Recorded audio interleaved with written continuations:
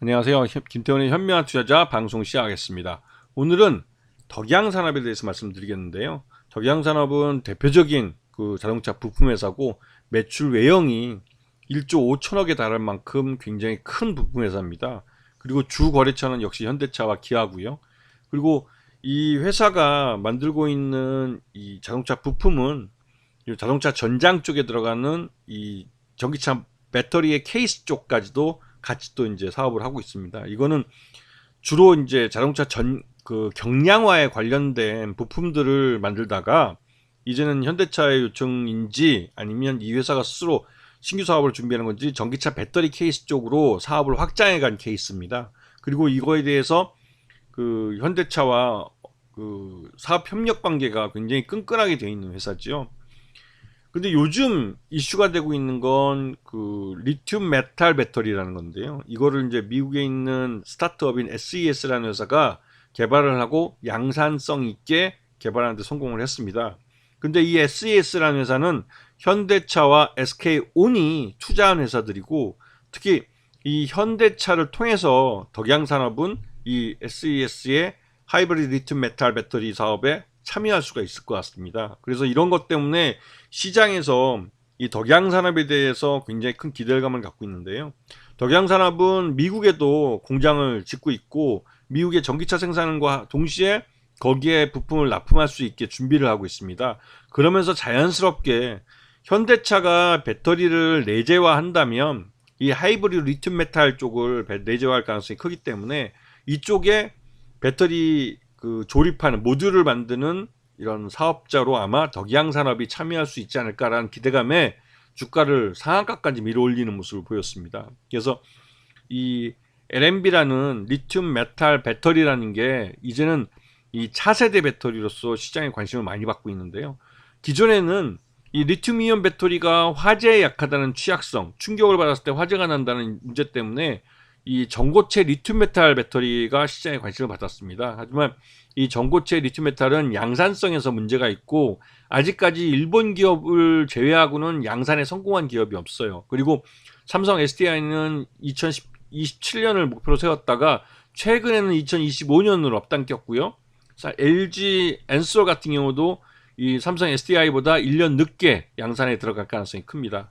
근데 여기에 비해서 SES 하이브리드 리튬 메탈은 이 에너지 밀도도 높기 때문에 성능도 더 뛰어나고 양산성도 갖추고 있는 그런 배터리라고 생각들고, 또 이것 때문에 SK온이 기술 이전 받아서 양산을 할 가능성이 큰데요.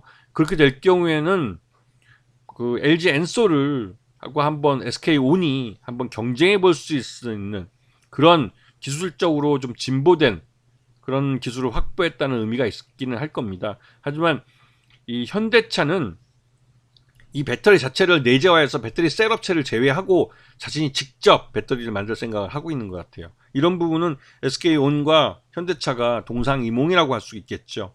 하지만 셋업체의 입장에서는 현대차가 완성차 업체이기 때문에 이거를 제껴버리고 사업을 할 수는 없죠.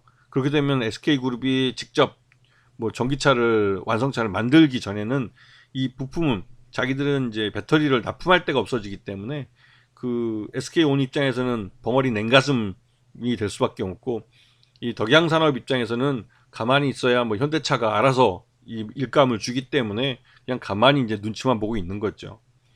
자, 이 덕양산업은 미국에 공장이 있다고 말씀을 드렸습니다. 여기 미국의 이 현대차와 기아가 미국에서 전기차를 생산을 하기로 한 이상 거기에 부품을 납품하기 위해서 덕양산업도 미국에 공장을 마련해서 특히 이제 배터리 모듈 공장을 설립을 해서 이제 여기다 대응을 해주고 있기 때문에 여기에서 아까 말씀드렸던 이 하이브리드 리튬 메탈의 케이스를 만들 수 있을 것 같다라는 기대감이 있는 상황입니다.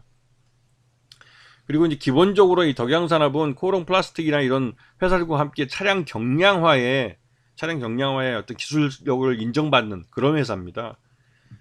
전체적으로 매출이 자동차 부품 쪽에서 거의 대부분이 다 발생하는데요. 부품 중에서 칵핏이나 도어 트림, 캐리어 이런 쪽에 이제 있고, 그다음에 MEB라고 해가지고 이제 배터리 관련해서 케이스 쪽이죠. 이런 쪽에 이제 덕양 아메리카에서 미국 공장에서 하고 있습니다. 그래서 이런 쪽으로 해서 전체 매출액이 한 1조 5천억 정도 나오는 굉장히 규모가 큰 회사죠.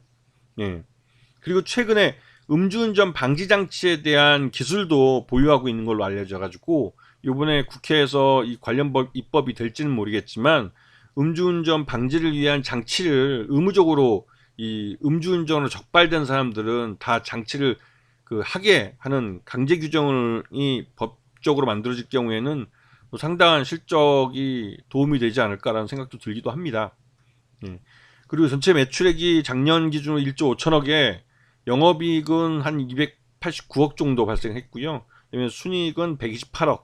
그러니까 매출 외형보다는 굉장히 순이익이 낮은 회사예요. 이게 전형적인 자동차 부품업체들의 수익 구조입니다. 그렇기 때문에 일감을 외형을 늘려서 순이익을 좀 남기든지 뭐 그런 방법밖에 없기 때문에 여기는 천수답 형태에 도우면 현대차나 기아에서 발주를 주면 실적이 늘어나고 발주를 줄이면 실적이 줄어드는 그런 형태의 사업을 하고 있는 것입니다. 자, 최대주 지분은 그래도 43%나 되기 때문에 지분이 꽤 높은 편이죠. 굉장히 안정되어 있는 경영권을 볼 수가 있습니다.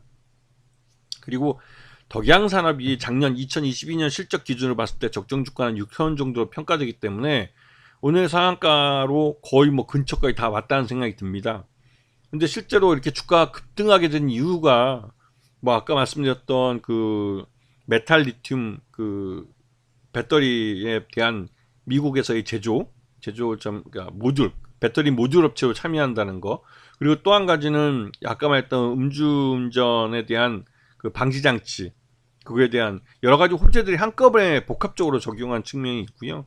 그런데도 불구하고 아직까지는 실적이 이 1분기 때 어떻게 나온지 잘 모르겠어요. 근데 이게 올해 실적이 이제 반영이 되기 시작하면 덕양산업의 주가는 좀 흘러내릴 가능성이 큽니다. 왜냐면 지금 2분기 때 실적이 현대차에서 밝히고 있듯이 별로 좋지 않을 것 같다고 얘기를 했고 경기 침체에 영향을 받아서 자동차 생산량도 감소될 수 있기 때문에 그렇게 될 경우에는 덕양산업은 실적이 줄어들 가능성이 커요. 그래서 이런 부분들을 잘 보시면서 자동차 부품은 접근을 하셔야 됩니다. 지금 시장 내에서 이 자동차 부품주들이 인기가 좋다 해도 이미 주가가 올라버린 상태에서는 뒤늦게 쫓아가서 추격 매수에 나서는 추격 매수자가 될 수밖에 없기 때문에 나보다 더 싸게 산 투자자들이 내 앞에 줄을 서 있다고 생각하시면 말 그대로 솔직히 손이 잘 나가진 않죠. 이런 종목은 반드시 차익 실현 매물이 나와서 주가가 흘러내리는 경우가 있습니다. 그래서 그 다음 사이클을 노리셔야지 이번 사이클에 뒤늦게 뛰어들어서 이 상투를 잡겠다고 뛰어들면 잡는 순간 상투가 되는 경우가 많아요. 그래서 이런 종목들은 조심하셔야 됩니다. 아시겠죠? 자, 오늘 방송 여기서 마치겠습니다. 감사합니다.